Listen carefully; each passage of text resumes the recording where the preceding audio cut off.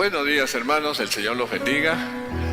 Gloria sea al Señor, y qué bueno es estar en la casa del Señor para alabar, adorar, sentir su presencia, sentir que Él está con nosotros, porque la palabra de Dios dice que Él habita en la alabanza de su pueblo, y cuando tú estás alabando al Señor, el Señor está aquí con nosotros. Además lo dice el Señor, que donde hay dos o más reunidos en su nombre, Él estará presente. ¿Cuántos dicen amén? Amén. Gloria sea al Señor. Les saluda el pastor Jorge Watanabe. Para aquellos que no me conocen, soy el pastor de aquí de la iglesia y estoy al servicio del Señor. Hoy día quiero compartir con ustedes un mensaje. El mensaje que el Señor me ha venido dando hace unos días y quería compartir con ustedes. El mensaje, si tenemos que ponerle un título, se llamaría Morir para cambiar. Morir para cambiar. Muchos de nosotros siempre queremos y estamos buscando el cambio. Vemos hoy y en muchos países, obviamente, que todos quieren cambiar sus gobiernos, quieren cambiar a sus políticos, quieren cambiar a quien está en el poder, y siempre hay, disturbios, y no están conformes con lo que hay. No es mi lugar como para decir si están bien o están mal nuestras autoridades. Sin embargo, debemos de saber de que es el Señor que impone y quita autoridades. Es el Señor que impuso a nuestras autoridades en este tiempo. Es más, aunque parezca increíble, pero así lo decidió Dios en el tiempo pasado, cuando al pueblo de Israel, al pueblo hebreo, se les decía de que que cambien su proceder, que transforme su ser. Y al no suceder esto, el Señor envió ¿a quién? A Nabucodonosor, ¿no? Lo conquistó y empezaron las conquistas continuamente, como vamos a ver ahora. ¿Por qué? Porque no hubo un cambio que Dios quería hacer. Y nosotros también queremos siempre los cambios, ¿cierto? Y el tema es que siempre queremos que los otros cambien. El tema es que siempre estamos buscando que nuestro familiar, nuestras amistades cambien, que vayan a los pies de Dios, que nuestro familiar una vez que esté buscando de Dios. Pero lamentablemente miramos hacia el exterior, pero no miramos a nosotros mismos, ¿no? Muchas veces hemos dicho que las actitudes afectan, y a veces nos han dicho, tú paras haciendo esto o aquello, o tu conducta no es la correcta. Y siempre decimos, yo no soy así. Siempre estamos negando muchas veces lo que somos nosotros. Y no solamente en casa, sino también en el trabajo, en los lugares donde vivimos. Empiezan a criticarnos de nuestra actitud, nuestra conducta. Pero nosotros decimos, yo no soy así. El problema es que nos ponemos frente a una negación, ¿no? La negación es un estudio que siempre hacemos, ¿no? Con el libro de Recuperando Vidas. Y el extracto de este capítulo habla de que la negación neutraliza nuestros sentimientos, porque la negación hace que no veamos más allá de lo que estamos nosotros infringiendo, de lo que estamos nosotros afectando a otras personas. Hacemos oídos sordos a los comentarios. Obviamente afectamos a las personas que están a nuestro contorno, porque no queremos aceptar cómo somos o cómo estamos haciendo. La negación nos hace luchar contra aquellos que nos están observando, porque siempre estamos, ¿no?, a la defensiva. ¿Quién está mirándonos para tratar de comportarnos bien? Y esa negación hace que desgaste nuestras energías. ¿Por qué desgasta nuestras energías? Como dije hace un momento, estamos observando quién nos mira y eso nos tiene tensos, eso nos angustia y eso nos agota, nos cansa, nos pone nerviosos. Es porque estamos alertas, como dije, de quién nos está mirando. Pero también esa negación anula nuestro crecimiento. Nuestro crecimiento, porque cada vez que nosotros queremos avanzar en algo, siempre va a haber alguien que nos corrija o que nos diga los defectos que estamos teniendo, pero nosotros no vamos a aceptar. Seguimos en la negación y esa negación evita que crezcamos. Pero también, no solamente en el ámbito laboral, no solamente en el ámbito familiar, sino también en el socioeconómico, pero más aún y peor, impide que tengamos una comunión con Dios. Ponemos barreras delante de Dios, porque ese orgullo, esa negación y ese orgullo nos impide acercarnos a Dios, porque le estamos diciendo a Dios también, no, yo no soy así, y nos ponemos soberbios, nos ponemos orgullosos, no queremos aceptar realmente nuestra condición. Y la palabra de Dios dice que el Señor atiende al humilde, mas mira de lejos al altivo, al orgulloso, ¿no? Salmo 138:6, sí, mi hermano. Muchas gracias. Gracias, hermano. Y la negación, hermano, no solamente obstaculiza nuestra relación con Dios, sino también nuestras relaciones familiares, como dije, nuestras relaciones laborales también, y nos prolonga un dolor, porque siempre vamos a estar adoloridos pensando o recibiendo todo aquello que no nos gusta escuchar. Siempre vamos a estar con esos dolores. Pero el Señor también nos ha estado hablando desde muchísimo tiempo atrás que volvamos nuestro rostro al Señor. Y nosotros siempre hemos dicho, no, yo estoy haciendo las cosas bien. Decimos, no, yo no estoy pecando. Sin embargo, primera de Juan 1:8 dice, si decimos que no tenemos pecado, nos engañamos a nosotros mismos y la verdad no está en nosotros. Entonces, ¿nos podemos engañar nosotros mismos? Sí, nos engañamos. Cuando decimos que no hemos pecado, nosotros nos mentimos a nosotros mismos cuando decimos, pero Dios sabe que yo hago bien las cosas. Dios sabe que yo no le hago daño a nadie. ¿No? ¿Han escuchado eso? ¿Han escuchado cuando dicen yo no le hago nada mal a nadie? Por el contrario, yo estoy tratando de hacer las cosas bien. Yo quiero el mundo, nadie se queja de mí. Y realmente muchos se quejan de una persona, ¿no? O si hacemos algo malo, tu respuesta te justificas diciendo, pero todos lo hacen. Si ellos lo hacen, ¿por qué no puedo hacerlo yo? O finalmente, algo debemos de hacer para desestresarnos. ¿Lo has escuchado? Sí, ¿no? Porque el mundo, la semana es muy estresante. Así que por lo tanto yo tengo que hacer esto. Hermanos, debemos aceptar que nos estamos mintiendo. Debemos de aceptar que necesitamos un cambio. Y el Señor nos ha hablado desde mucho tiempo atrás en las Escrituras que necesitamos un cambio. Porque nuestro corazón no es el corazón que Dios quiere. Quiere transformar ese corazón de piedra por un corazón de carne.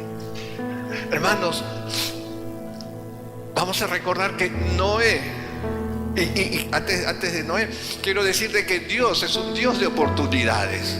Dios siempre quiere dar oportunidades para salvarnos, para que tomemos una buena decisión. Noé estuvo por 100 años aproximadamente construyendo el arca y dando testimonio de lo que iba a suceder, de lo que Dios le había dicho. Y es por eso que estaba haciendo un arca en medio del desierto. Pero la gente se burlaba. Y no se salvaron. Solo se salvó Noé y su familia. ¿Cuántas veces vemos por la calle que hay gente, hombres y mujeres, que están predicando la palabra de Dios? Y los transeúntes que pasan por ahí los miran, se ríen, mueven la cabeza, burlándose de ellos. Es lo mismo que pasaba en la época de Noé. Se burlaban, se reían. Igual el Señor, según Éxodo 6:6, podemos ir a Éxodo 6:6, David, por favor. Mira lo que decía el Señor. Hizo un pacto con su pueblo. Dice la palabra de Dios: por tanto, dirás a los hijos de Israel: yo soy Jehová, y yo os sacaré de debajo de las tareas pesadas de Egipto, y os libraré de su servidumbre, y os redimiré con brazo extendido y con juicios grandes. 7. Y os tomaré por mi pueblo, y seré vuestro Dios, y vosotros sabéis que yo soy Jehová vuestro Dios, que os sacó de debajo de las tareas pesadas de Egipto, y os meteré en la tierra por la cual alcé mi mano, jurando que la daría a Abraham, a Isaac y a Jacob, y yo os la daré por heredad. Yo, Jehová. Firmado, en otras palabras, yo, Jehová. Aleluya. El Señor estaba dando una segunda oportunidad, los sacaba de la esclavitud. Pero sin embargo, mire lo que dice. Vamos a ir a Jeremías 7:25, por favor.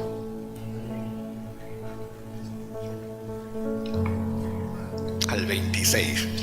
Dice: desde el día que vuestros padres salieron de la tierra de Egipto hasta hoy, y os envié todos los profetas, mis siervos, enviándolos desde temprano y sin cesar, pero no me oyeron ni inclinaron su oído, sino que endurecieron su cerviz e hicieron peor que sus padres. Mire, el Señor había enviado a profetas, había enviado a sus siervos para que se arrepientan y haya un cambio. Le estaba dando una segunda oportunidad, pero ellos endurecieron la cerviz.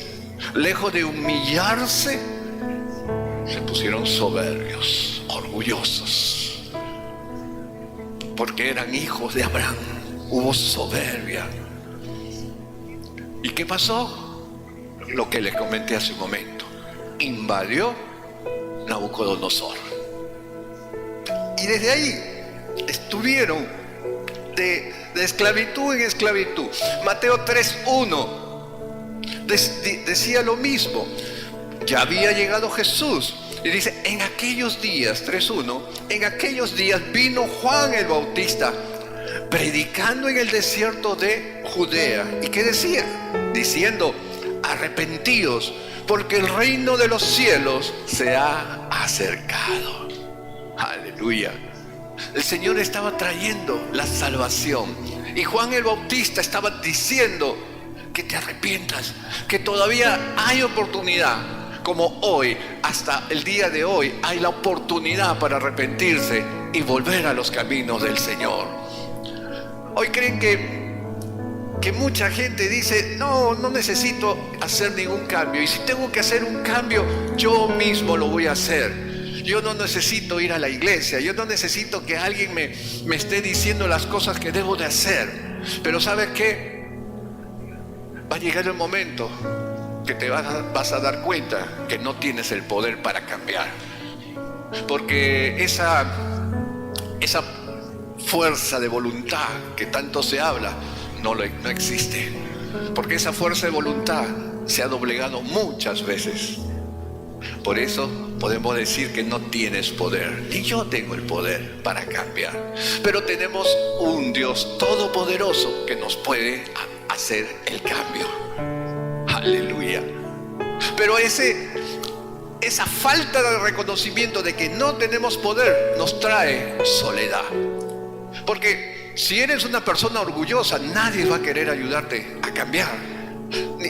Y ni siquiera Dios, como dijimos hace un momento, porque Dios te mira desde lejos. Vas a estar solo, siempre vas a estar justificando, siempre vas a estar doliéndote y diciendo: si mi papá hubiese sido millonario, si mi mamá no me hubiese abandonado, sí, siempre interminable, sí, siempre, absolutamente sí.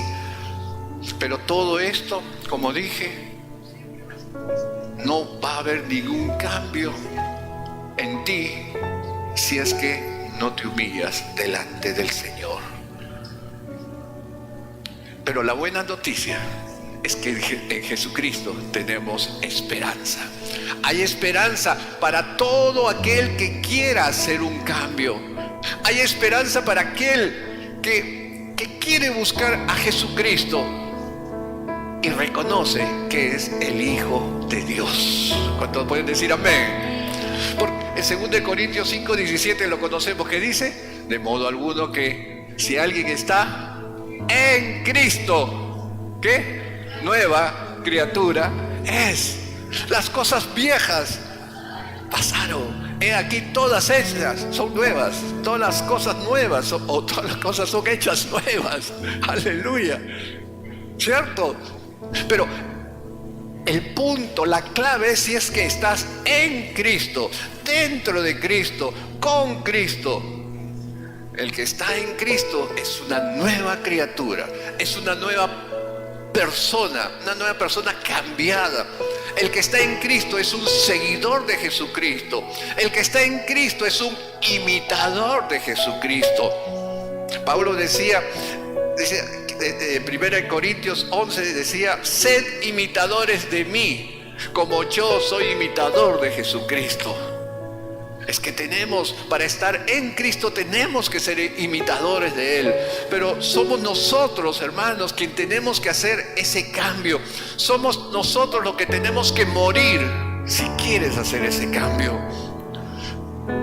Con todo esto en mente, quiero ir a este pasaje donde encuentro una riqueza grande. Quisiera que me acompañen a Juan capítulo 12.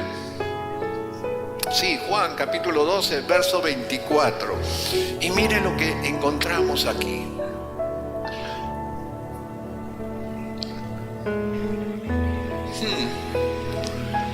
Dice: de cierto os digo, que si el grano de trigo no cae en la tierra y muere, queda solo.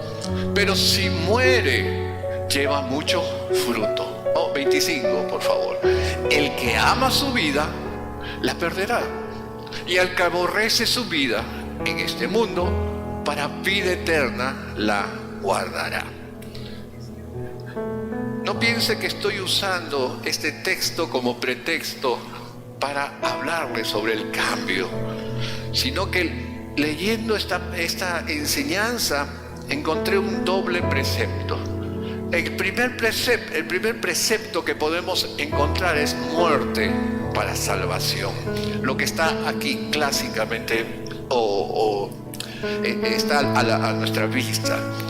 Jesucristo, por un momento vamos a ir al contexto. Jesucristo comenzó a decirles a sus discípulos que estaba llegando el momento de partir, el momento que debía ser sacrificado, y que por su muerte iba a dar mucho, pero mucho fruto. Y los discípulos decían: un momento, ¿cómo es que vas a morir? Si se supone que tú eres el Mesías, se supone que tú eres el Cristo. En castellano, Él es el ungido. Él es el que estábamos esperando para que nos libere de la esclavitud, para que tú reines con nosotros hasta la eternidad. ¿Cómo que te vas a morir y nos vas a dejar? No podían entender eso. Ellos lo que querían era ponerlo a Jesucristo como rey ya. Recordemos que Jesús lo quisieron secuestrar. Lo quisieron secuestrar después que hizo la multiplicación de los panes a 5,000 personas, aunque probablemente fueron como 20.000 aproximadamente, porque fueron 5.000 varones, y habían mujeres, habían niños. Y después que vieron esto, la población dijo: este es el rey, él tiene que ser rey. Y dice en el verso 16, dice: Jesús entendió lo que ellos estaban tramando, y lo que hizo fue a sus discípulos, los subió a la barca y le dijo: váyanse al otro lado, que yo voy a resolver esto. Y podemos entender de que Jesús empezó a conversar con algunas de las personas que querían hacer esto, y después de esto se fue al monte a orar para liberarse de toda esa tensión. Y después vemos que Jesús fue hacia la barca caminando sobre las aguas. ¿Recuerdan la semana que estuvimos hablando sobre esto? Pero el punto está que los judíos, los hebreos, querían hacerle rey a él, pero no era su momento, no era el plan por lo que él había venido, porque sus pensamientos era la salvación de su pueblo. Sin embargo, a lo suyo vino y los suyos no lo recibieron. Y la muerte trajo cambios. Cuando Jesús murió, hubieron cambios. Uno de los puntos es que la salvación ya no era por cumplir las leyes de la Torá, que dicho sea de paso no se podía cumplir, porque era muy, muy difícil cumplirla. Por otro lado, cuando muere Jesucristo y en la Santa Cena, en la Cena del Señor, Él inicia y dice: este es mi sangre, la sangre del nuevo pacto. Estaba diciendo que el pacto antiguo ahí estaba culminando y estaba empezando un nuevo pacto. ¿Y cuál era ese nuevo pacto? Que el que crea en Jesucristo y le sigue, Él es hijo de Dios, y serán perdonados todos tus pecados, todos tus pecados. Pero no solamente decir creo en Jesucristo, sino seguir a Jesucristo, que es diferente, porque hay muchos que creen en Jesucristo. El mismo diablo cree en Jesucristo, pero no le sigue. Estaba diciendo que solo por medio de Él, de su muerte, íbamos a ser salvos tú y yo. Por eso Él dijo: yo soy el camino, la verdad y la vida. Nadie llega al Padre si no es a través de mí. Eso es lo que estaba indicando. El grano, dice, si el grano de trigo no cae en la tierra y muere, va a quedar solo ahí. Pero si muere, va a llevar mucho fruto. Creo que es claro, ¿no?, lo que estamos hablando acerca de esta semilla que empieza a germinar y volverse una planta. Obviamente, el grano de trigo es ineficaz e improductivo mientras se conserve de repente en el estante, o si de repente cae a la tierra, pero no es sembrada. El grano de trigo es improductivo si es que sembrado no muere, si no hay un cambio.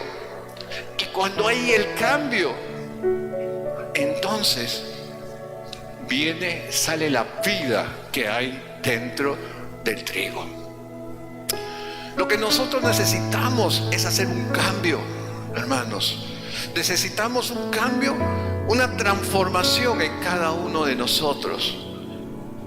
Y solo Cristo nos puede dar por su muerte esa transformación. Lo segundo que Jesucristo estaba advirtiendo era lo siguiente: el que me ama, en verso 25, el que ama su vida, la vida la perderá.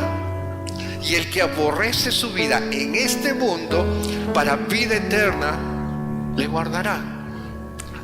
Nuestro Señor lo que estaba explicando es: el alma que le gusta este sistema, escucha, el alma, la persona que le gusta este sistema, la perderá, va a perder su vida. Pero el alma que detesta este sistema, la guardará.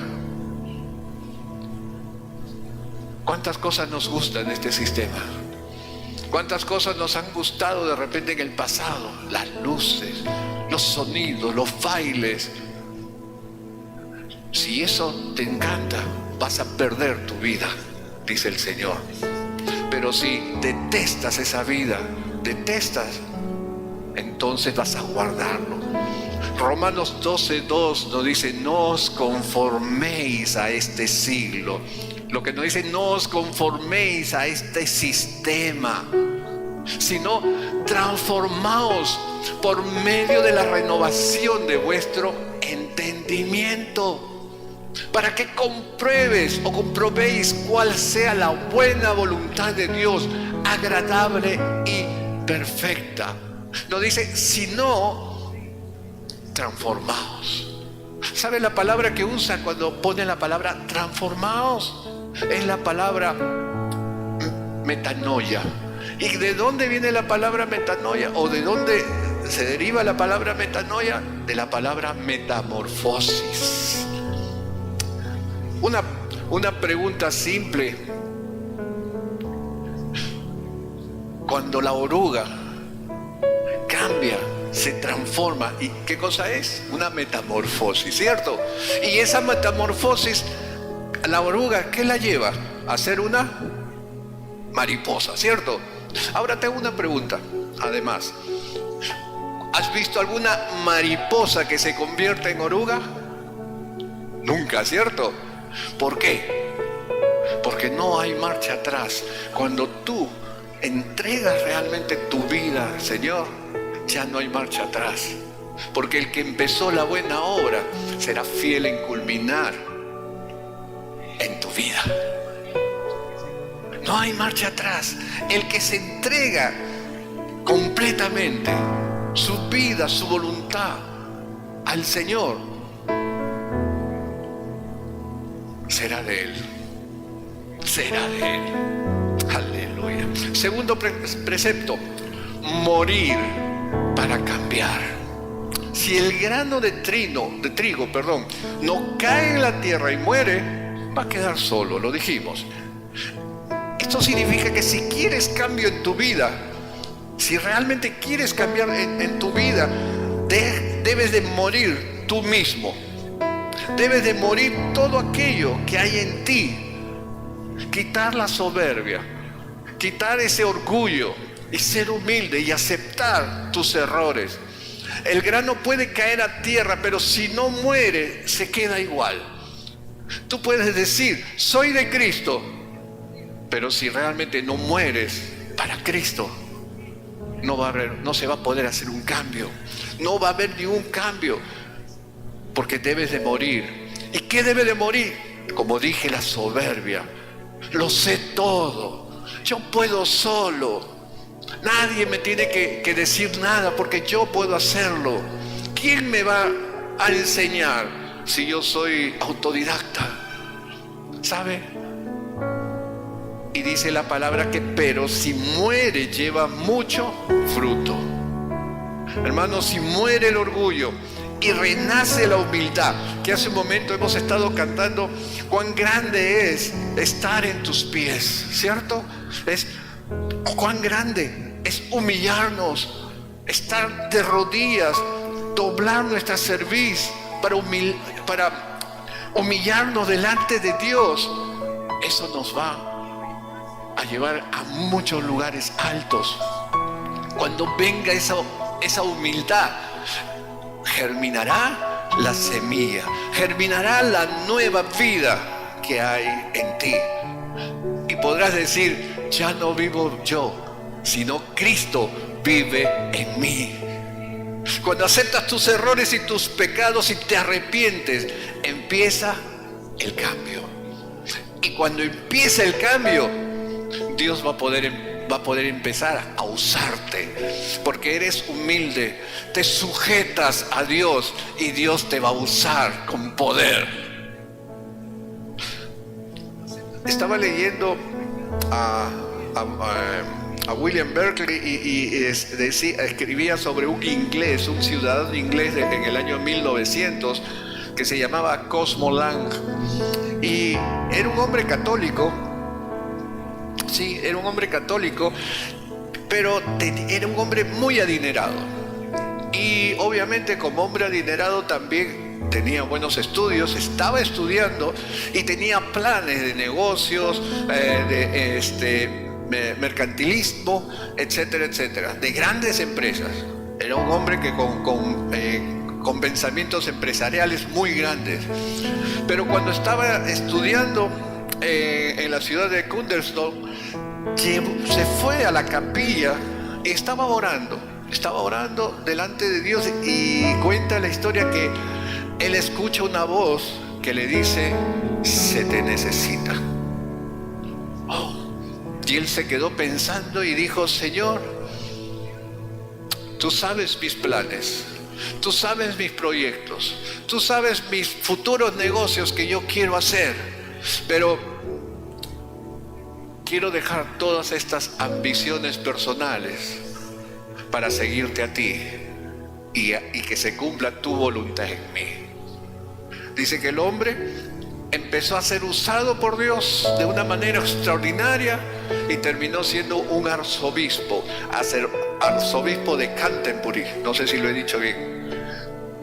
Fue un arzobispo. Era un hombre muy adinerado. Pero cuando Dios lo llamó, él se entregó humildemente a servirle. No vamos a decir si lo hizo correcto o no, pero cuando muere el orgullo, y ahí es donde quiero ir, cuando muere el orgullo, viene la vida. Cuando salimos de la negación y entramos en la humildad, traemos con nosotros un gran cambio. Va a haber cambio personal. Y no solamente un cambio personal, sino ese cambio va a irradiar a la familia, va a irradiar a todos los que estén alrededor tuyo. Y va a ser para bien, va a ser para bien. Por lo que cuando hay ese cambio, entonces el Señor dirá: tú eres hijo mío, tú eres un seguidor mío. Y por lo tanto, todas las promesas, absolutamente todas las promesas de Dios que están en su palabra, se cumplirán en nuestras vidas. Y no solamente en nuestras vidas, sino en la vida de nuestros hijos, de generación en generación. Como dije, porque Él es fiel en culminar la obra que empezó en nosotros. Quiero ir concluyendo con lo siguiente. Hermanos, Jesucristo murió por un cambio, para que por su gracia tú y yo seamos salvos en Jesucristo. Por su sangre seamos salvos. Hermano, tenemos que buscar el cambio. ¿Qué cambio necesitas hacer en tu vida? Pero mírate tú como en un espejo. No estés mirando a otras personas para el cambio, porque cuando empiece el cambio en ti, vas a ver que empiezan los cambios en las otras personas también. No mires el cambio de otros, mira tu propio cambio.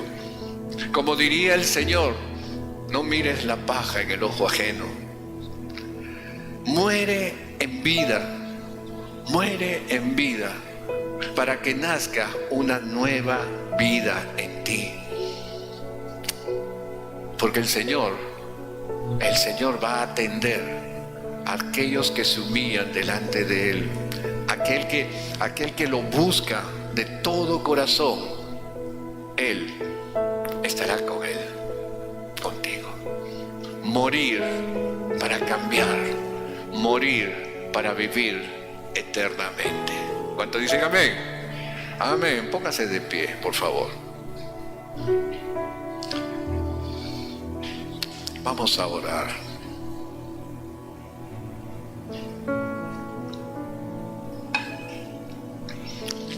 Señor mi Dios, reconocemos, Señor, que hay muchas cosas que debo de cambiar. Reconocemos, Señor, de que somos imperfectos, pero contigo somos perfectos, Señor, porque ya no vivo yo, sino vives tú, Señor.